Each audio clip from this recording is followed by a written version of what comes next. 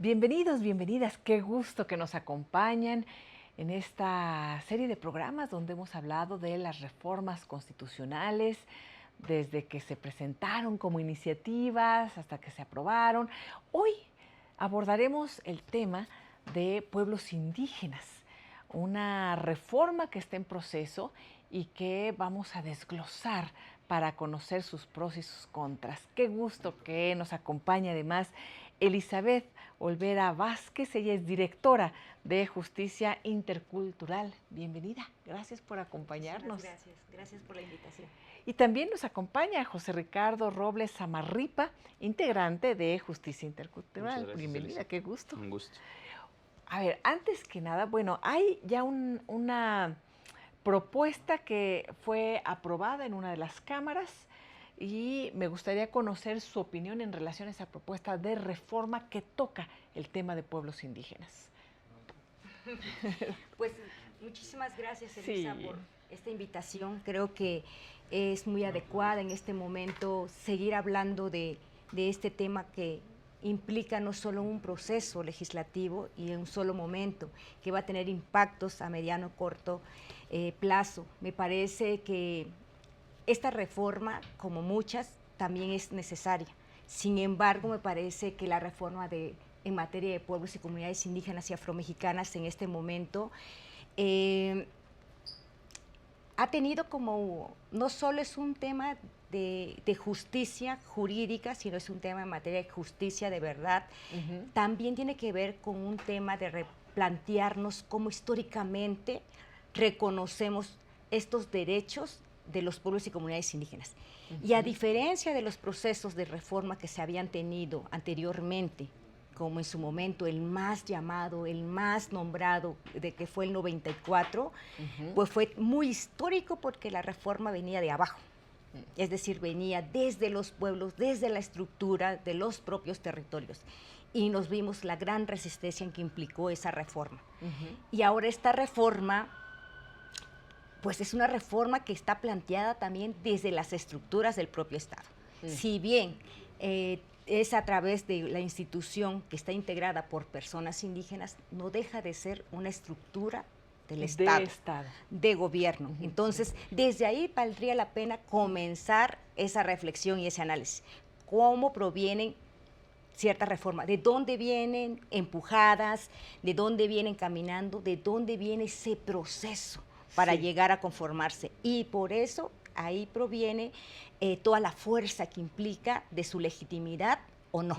Entonces, me parece que esta reforma en particular tiene otro proceso que después ahorita vamos a seguir abonando. Sí. En ese sentido, no viene con la fuerza como se habían presentado algunas otras iniciativas y se había luchado para obtener estos avances en la Constitución misma.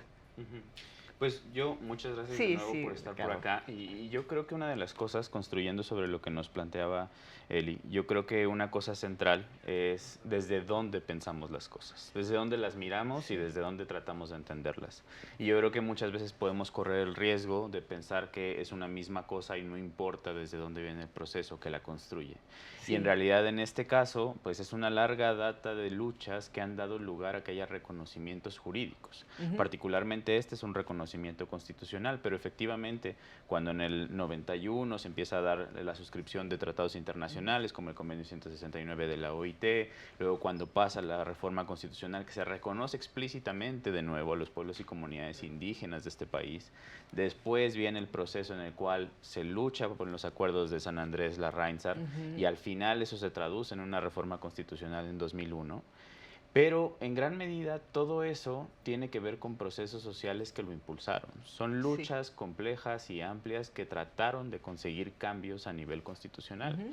Entendiendo la Constitución también creo no solamente como un documento jurídico, sino también como un documento político. Y entonces creo que es importante siempre tener presente desde dónde entendemos las cosas, desde dónde las miramos y también hacia dónde quieren llevarse. Y otra cosa que creo que también es central y parte de lo que hace la Dirección de Justicia Intercultural es tratar siempre de impulsar que si esta es una reforma que trata de llevar hacia adelante el reconocimiento de pueblos y comunidades originarias o indígenas, pero también de pueblos y comunidades afromexicanas, que durante mucho tiempo quedaron invisibilizadas, durante mucho tiempo no se les consideraba y la tendencia más bien es a no nombrarles. Entonces ahí hay una serie de desafíos de lo que significa también no solamente pueblos y comunidades indígenas, sino también pueblos y comunidades afromexicanas para nuestro país. Y en este sentido, ahora que se impulsa esta nueva reforma, se tendría que contemplar un espectro mucho mayor. ¿Cómo verías, Eli, esta aprobación que sin duda, pues, la gente la piensa positiva, ¿no? En general, y creo que en este ámbito político tan controvertido, tan polarizado, en donde se impulsaron la reforma al Poder Judicial Federal, la reforma a la Guardia Nacional, pues viene esta reforma a los pueblos indígenas y comunidades afromexicanas. Sí los incluye, ¿verdad? También a las personas afromexicanas. Sí, así es.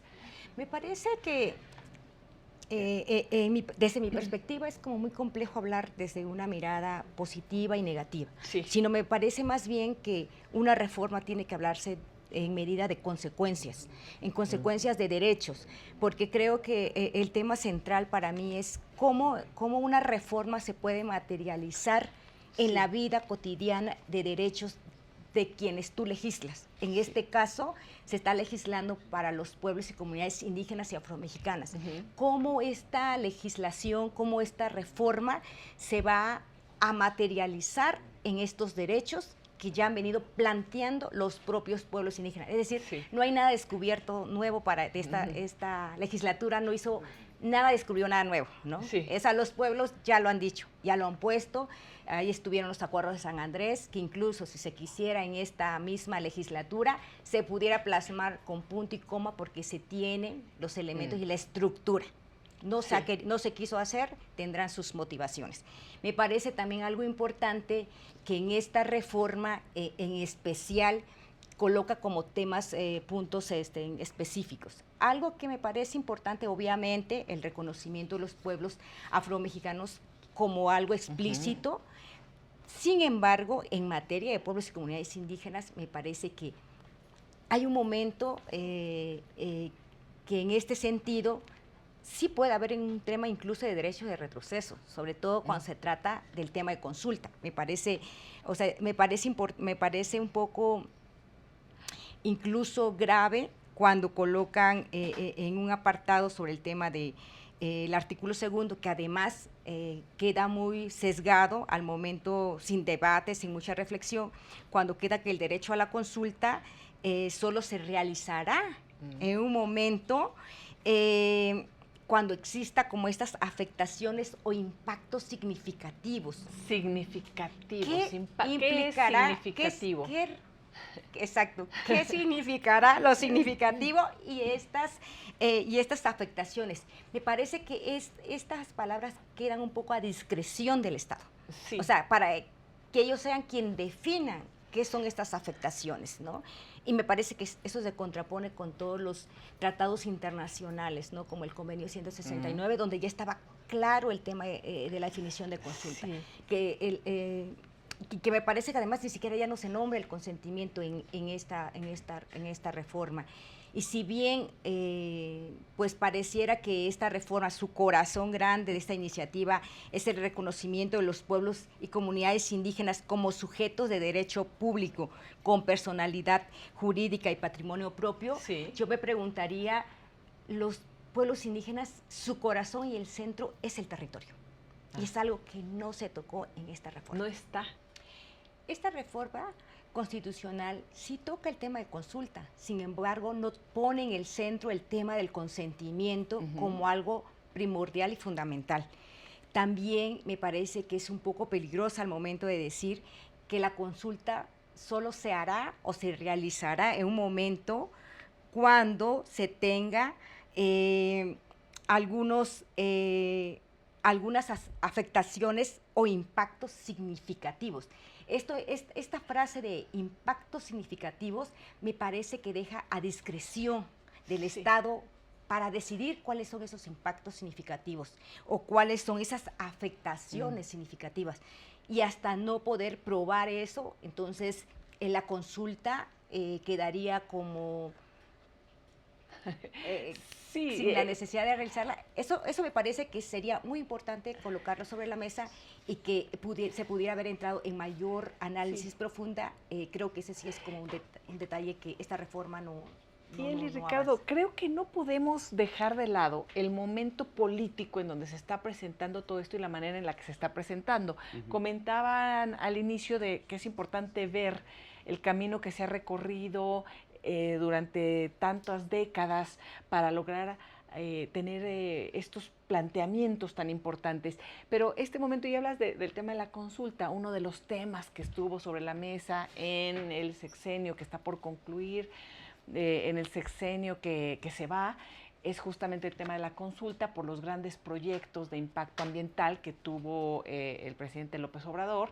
Entonces, me parece que este punto refleja un poco la necesidad también de que los legisladores, el Estado, todos los tres poderes tengan esta altura de miras ajena al momento político. Ricardo. Sí, yo creo que también una cosa es pensar en una dinámica social que es más amplia que un gobierno específico. Exacto. Y yo creo que esa es una cosa que está faltando bastante desde una perspectiva más positiva, porque las luchas en contra de injusticias, tanto de los pueblos indígenas como de los pueblos afromexicanos, van más allá de un gobierno, van más allá de unas elecciones. Y yo creo que eso es bien importante señalarlo, porque muchas veces estamos, parece que capturadas en los tiempos que están buscando votos, en los tiempos que están buscando resultados electorales. Y exactamente me parece que los cambios que se plantean en reformas como esta, de ser bien implementadas, que es como lo decía Elizabeth, ahora no sabemos qué va a pasar después, y hay mecanismos y candados que podrían, lejos de respetar de manera amplia la libre determinación y autonomía de los pueblos y comunidades indígenas y afromexicanos, ser mecanismos para seguirles negando la posibilidad de verdad ser autónomos y de verdad ejercer su libre determinación. Y yo creo que está por hacerse todavía una relación entre comunidades políticas distintas que de verdad sea respetuosa de la diferencia y la diversidad que existe en este país. Y yo creo que eso es también cómo entendemos las cosas, ¿no? Porque el Estado, para mí y para muchos otros enfoques, es una comunidad política y jurídica. Sí. Y los pueblos y comunidades indígenas también son comunidades políticas y jurídicas, y también los pueblos y comunidades afromexicanas. El tema es que no se ha reconocido durante mucho tiempo que el vínculo que existe y la dinámica es desigual, es impositiva y no respeta la libre determinación de esas comunidades. Entonces creo que la parte positiva de una reforma constitucional como esta sería empezar a replantear esa forma asimétrica y desigual en la cual se dan las relaciones de poder que tienen que ver con la vida en general de la sociedad no originaria y de la sociedad no afromexicana con ellas. Y de hecho yo creo que también una parte importante acá que tenemos que pensar es que cuando hablamos de interculturalidad y hablamos de reformas así, tenemos que hacernos cargo todas las personas que somos parte de esta sociedad. Sí. No solamente es una cuestión que tiene que ver con pueblos y comunidades indígenas y afromexicanas. Esto es una cosa que nos tendría que impactar a todas, porque el problema lo generamos todas. Como todos los derechos que se han conquistado poco a poco y que tienen que ver con esta red de conexiones que tenemos y que tenemos que empezar a definir. Y creo que también en esas definiciones ha habido distintos puntos de vista, pero es importante empezarlos a plantear y a ponerlos sobre la mesa para vivir un proceso también de reeducación, digámoslo así, ¿no? Porque lo vemos con el tema, por ejemplo, de género, ¿no? Lo vemos con el tema de los pueblos y comunidades indígenas, de los pueblos afromexicanos, en donde tenemos que estar ahí exacto, todas las personas incluidas. Por supuesto, me parece, ahondando un poco lo que dice nuestro compañero Ricardo, me parece que efectivamente, cuando hablamos de los pueblos y comunidades indígenas como sujetos, como entes políticos, como sociedades políticas que ya existían, que existen y que seguirán existiendo, me parece que reducirlos a un tema, reducirlos a un grupo, a una minoría, es la primera, creo que es el primer punto desigual y que va generando estas subordinaciones que implican en un Estado pues, de derecho. Me parece que esta reforma sí se queda corto al reconocer solo a los pueblos indígenas en un tema de colectividades, que también lo coloca en esta reforma. Me parece que no somos solo entes colectivos, sí, nuestros derechos son colectivos, pero no solo somos entes colectivos. Se pudo haber reconocido que también somos... se pudo haber reconocido la plurinacionalidad como parte de esta composición del país, por ejemplo, y creo que siempre el Estado ha tenido siempre un poco de miedo a esa negación de esos derechos de los pueblos indígenas. Sí. Y que también me parece que la idea del reconocimiento de los pueblos indígenas siempre es a través de sectores, ¿no? De forma corporativa que implica. Sí. En su momento fueron abriendo estos panoramas de instituciones que ahora es INPI, pero que al final es como si cada vez el Estado, el gobierno ha querido tener sus propios indígenas, ¿no? Sí. Los indígenas oficiales de cada régimen. Me parece que eso es muy peligroso, que los pueblos indígenas podamos caer en esa dinámica, en esa narrativa, en esa apuesta. Nuestra apuesta política tiene que ser más allá. Y que creo que eso es como tan importante que no se quedó en el debate. O sea, no sé si se quedó en el debate o faltó en el debate político para esta reforma, y que creo que es importante señalar, porque el corazón de los derechos de los pueblos indígenas en especial, que me quiero referir, es el tema del territorio. Si bien esta reforma toca que ahora se les reconoce como sujetos públicos y con patrimonio propio y derecho público, con personalidad jurídica, yo diría, ¿cómo los pueblos indígenas van a hacer efectivo esta personalidad jurídica y este patrimonio propio si no se reconoce el derecho al territorio desde la autonomía y libre determinación? Ahora también algo importante, cuando se ve afectadas el tema de un derecho de sus territorios, los pueblos indígenas ni siquiera tienen derecho a poner una acción de inconstitucionalidad de manera por autonomía. Necesitas... No es un grupo que puede... No. ¿Interponer esta acción? Por supuesto que no. Tiene que ser mediante otros medios como un organismo autónomo, como la propia Comisión Nacional, de Derechos Humanos, algún partido político. Y esto habla de no ver esta interculturalidad, este derecho de sujetos políticos y derechos se convierte al final en solo una retórica, pero siempre... no en una práctica. Entonces me parece que ahí está el reto, que de alguna manera está como escondida, ¿no? Sí, y verlos así, siempre como subordinados a estas estructuras, digámoslo, pongámoslo así gráficamente, me lo imagino, y también como visualizándolos como estas minorías, ¿no? Comentabas, sino como... y no sé si esta reducción también implica una reducción incluso constitucional, o sea, el nada más tocar un artículo, ¿no? Y no verlo de manera general, transversal. Sí, ¿Cómo lo interpretarían? Yo creo que una de las cosas ahí central, desde que uno piensa sobre estas luchas, estas exigencias y lo que ha pasado en procesos de reconocimiento jurídico, en este caso constitucional, yo creo que una de las cosas que tendríamos que replantear y tener muy claro, que de hecho en los propios acuerdos de San Andrés se tenía muy presente, que se trata de cómo entendemos la relación entre el Estado y los pueblos y comunidades indígenas y también ahora explícitamente afromexicanas. Yo creo que lo que está en cuestión en el corazón de esto y en esa tensión es cómo es esa relación. Sí. Si la relación es de desigualdad, si la relación es de subordinación o si la relación es entre sujetos políticos que se consideran equivalentes y que entonces es de respeto a la autonomía y de coordinación.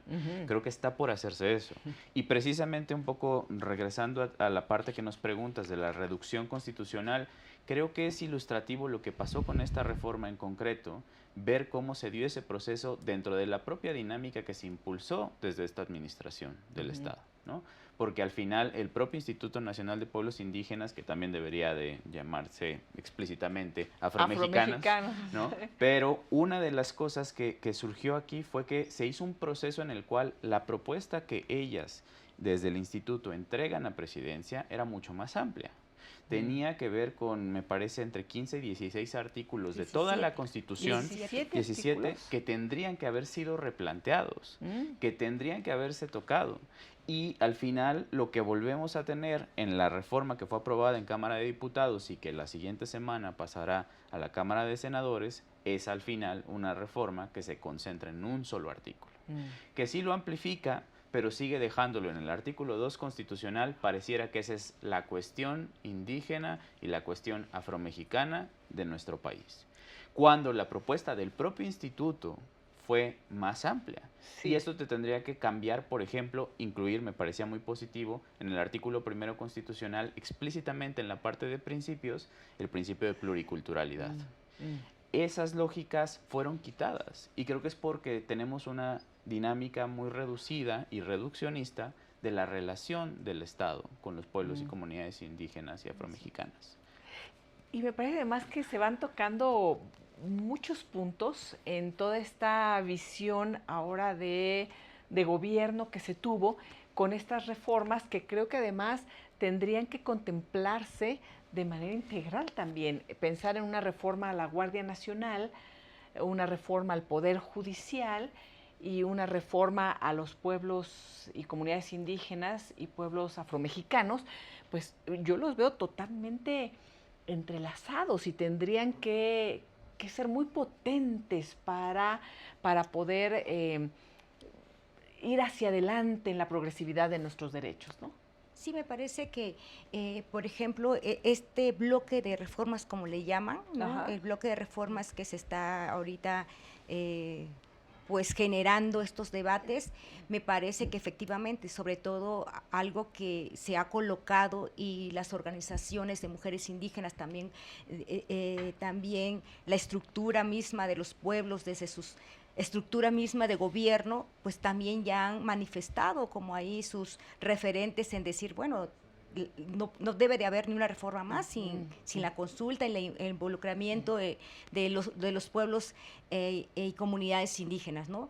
Por ejemplo, en esta reforma tan importante que también fue la reforma judicial, que en el fondo, donde se toca para poder incorporar en toda esta reforma la justicia indígena, por ejemplo, sí, el sistema normativo propio, el pluralismo jurídico, que implicaría también donde estas estructuras también puedan estar incorporadas en esta participación política, en estas instituciones jurídicas que implica. Y creo que ahí ha habido también una negación al final del día de estos derechos de los pueblos indígenas que ya tienen sus propios mecanismos para resolver, que han estado ahí incidiendo también dentro de sus propias comunidades y que han estado como resolviendo.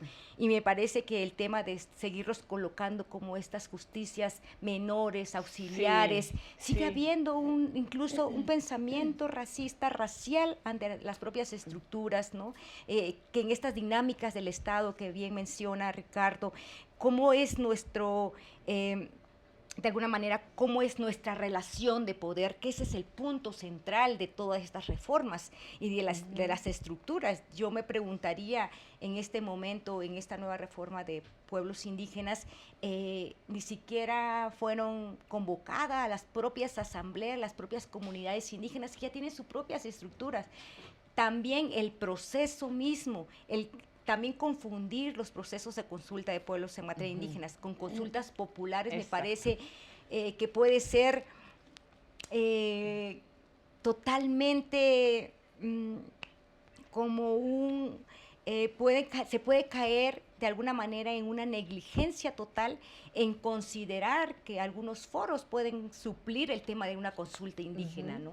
Y que además en materia de pueblos y comunidades indígenas también me parece que al final, ¿quiénes deciden las reformas? Porque al final del día los pueblos indígenas han tenido sus propuestas y que creo que una de las propuestas que fueron al inicio colocadas en esta administración, pues estaba más amplia. Y que ahí o sea, fue rasurada, fue cortada, fue mochada, y que ahí la pregunta es, ¿quiénes? ¿Por qué? Entonces, esta deuda histórica que me parece sigue quedando, para mí, desde un punto de vista personal, la deuda histórica no se ha cumplido, se sigue en deuda, y que me parece que incluso los propios hermanos quienes gestaron la lucha zapatista, quienes gestaron el gran resultado de los derechos territoriales que se tienen, pues me parecería que ni siquiera ellos han sido contemplados para saber si realmente los acuerdos de San Andrés están cubiertos como se siguen como llamando y diciendo que están cubiertos. De hecho, han sido muy críticos de todo lo que está sucediendo hoy en día y lo que podría venir. ¿Cómo podríamos aterrizar para nuestro público, para la audiencia, para conocer también nosotros un poco más estos derechos pendientes? ¿Qué se viven en las distintas comunidades? Y pongámoslo como un ejemplo, no para generalizar, pero sí para ejemplificar. Bueno, yo diría que hay distintas capas. De nuevo, es como una regulación de la vida en colectivo que es amplio. Entonces, eso tiene todos los aspectos que nos podamos imaginar. Pero en términos muy concretos, me parece que un derecho muy central es la libre determinación y la autonomía. Y esa libre determinación y autonomía te permite que haya, por ejemplo, ejercicios en los cuales propias comunidades tienen sistemas de justicia. Que esos son sistemas de justicia que desde muchos enfoques se han dicho ya existen, son un hecho social, no es algo que se invente, es algo que los pueblos han tenido a lo largo del tiempo. Ahora, los estados en concreto pueden tener distintas formas de regular eso y muchas veces no lo reconocen y por eso o les niegan total existencia o les subordinan.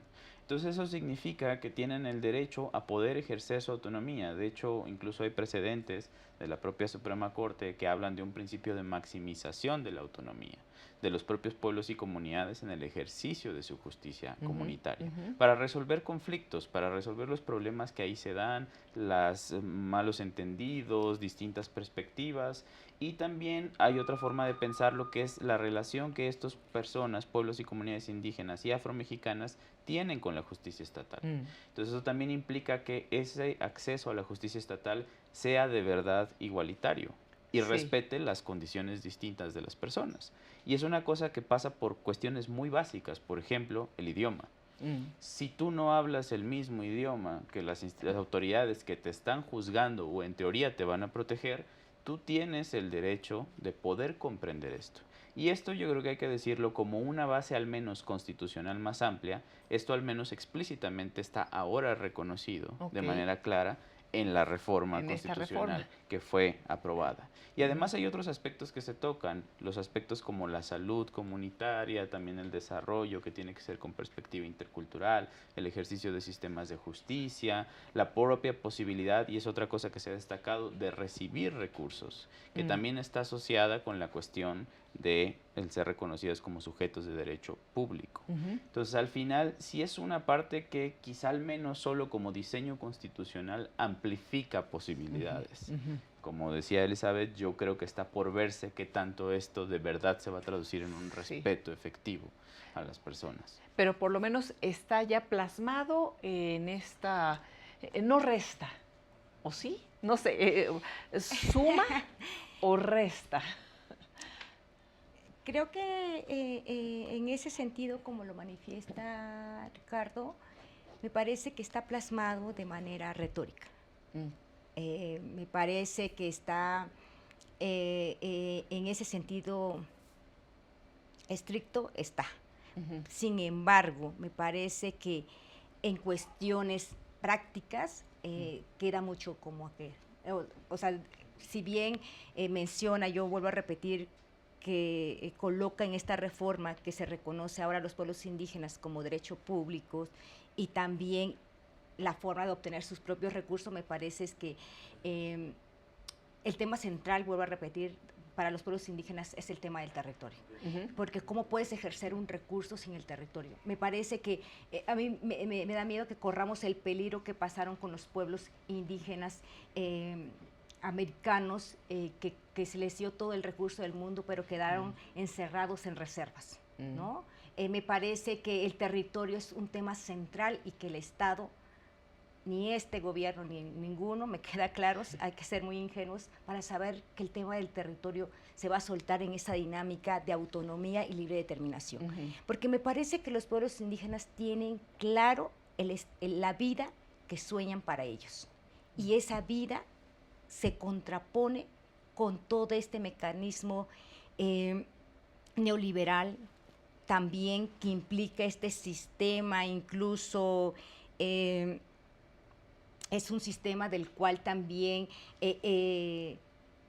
va de manera distinta en esta mirada de los pueblos, que sus territorios con la naturaleza, la filosofía misma de vida se contrapone con esta mirada de alguna manera también que el Estado ha estado trayendo en desarrollo para estas comunidades, ¿no? Como estos megaproyectos. Me parece que aquí, en esa lógica en sí misma, llevan dos líneas distintas, y me parece que los pueblos indígenas nos dieron incluso un ejemplo cuando fue en pandemia, ¿no? Lo que hicieron fue cerrarse y poder, con sus propias estructuras, sus propios mecanismos de sistemas, de tradiciones, de saberes, ¿no? De medicina propia, continuaron su vida y nos demostraron que pueden vivir sin esta lógica del Estado que implementa desde una mirada también, pues, únicamente desde la idea de este desarrollo que implica a través de los megaproyectos. Entonces me parece que ahí está la enseñanza de los pueblos y que ahí está realmente el corazón de una reforma que me parece que no toca. Y veo este territorio, por supuesto, desde el ámbito jurídico, todo esto que representa, pero ahora que mencionas las cosas más básicas, lo cotidiano, la explotación de ese territorio es tremendo, y parece que esto no se da marcha atrás. ¿Cómo frenar también toda esta parte de explotación del propio territorio de estas comunidades y estos pueblos?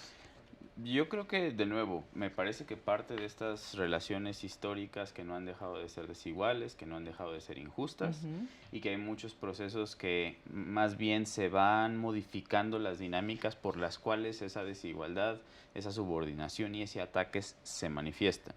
Es decir, también hay varios estudios, varios análisis y las propias historias de los pueblos y comunidades, tanto indígenas como afromexicanas, que narran que muchas veces están en los territorios en los que están hoy día, en varias ocasiones, no siempre, porque también hay mucha heterogeneidad entre ellos, pero están ahí por procesos de desplazamiento, porque tuvieron que irse a esos lugares, porque tuvieron que estar en las montañas, porque tuvieron que irse a lugares donde les orillaron estar, muchas veces para poder salvar la vida. Y entonces al final resulta que primero se les orilló históricamente hacia allá, pero ahora que se quieren explotar cosas que solo se ven como recursos, vuelves a ir hasta allá, donde estuvieron ellos y resguardaron esas cosas. Y yo creo que, de nuevo regresando y también para sumarme a la postura de Elizabeth con la cuestión del territorio, yo creo que nos habla de esto que muchas veces el Estado, desde esta dinámica vertical, solamente reconoce un solo sujeto político preponderante, que es el Estado. Y creo que eso le aplica no solamente a un solo poder estatal, es una visión compartida en todos los poderes estatales mayoritariamente. Y entonces por eso el territorio se piensa, esto solo le corresponde al Estado. Eso es propiedad de la nación. Y por eso el candado, uno de los fuertes que tiene todavía hoy día el artículo 2 constitucional, es decir, todo esto que estamos diciendo funciona siempre y cuando se preserve la unidad nacional. Y ya nos decía Elizabeth también, uno de los desafíos, que ya existen ejemplos a lo largo del continente, como el caso de Bolivia, se puede reconocer plurinacionalidad también. Y esa discusión parece que no le estamos dando. Nos imaginamos solamente un Estado que muchas veces es uninacional y es monocultural.